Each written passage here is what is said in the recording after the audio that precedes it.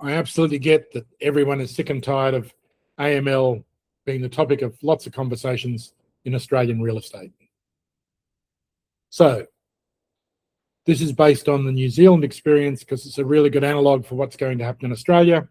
And my prediction is that trained AML admin staff are already expensive, but they're about to get a lot more expensive in Australia. The reasons for this are, I predict that most Australian real estate agencies have underestimated the amount of admin work that's going to be required, and they've underestimated how much spare admin time they have in their existing businesses, and they're going to be desperate to get admin staff. And if they've got to train them from scratch, that will be a problem. They'll be lower cost, but once you train them up, someone else will headhunt them.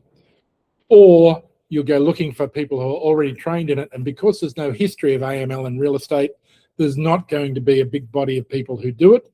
And if you're going to get someone who's trained in AML from a bank or from a casino or from some other industry, they're going to be expensive.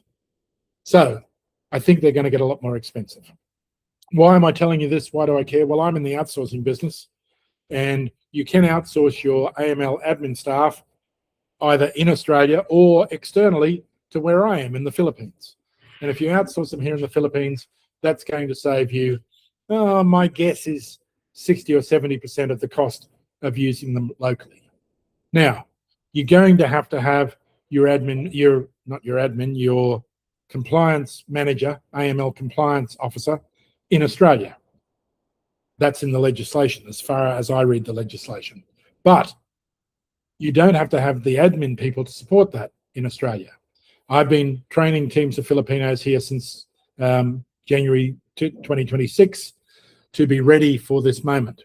So we haven't trained them in how to run your business. What we've trained them in is Australian real estate and Australian AML legislation as it applies to real estate. So they know the terminology, they know the Act, they know AUSTRAC, they're ready to go. And they will support your required AML manager to do as much of the admin as you're comfortable outsourcing to them. Why is this a model that works in real estate? Well, it's what a lot of real estate agents have been doing with property management for the last 10 years. They have a property manager who's Australian, who's resident in Australia, who's licensed in Australia, but they have a team. For some big real estate agencies, it's a team of 50 people here in the Philippines who do all of the admin paperwork. In some cases, they even talk to tenants and they even talk to landlords because they've got good English and they understand it. In fact, I think you'll find that in New South Wales, one of the winners of the property manager competition last year might have been someone who worked here in the Philippines. You might have to check me on that.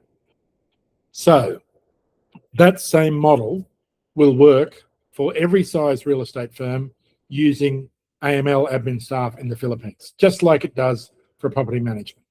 If you're interested in this and you want to know more, click on the links below, reach out to me.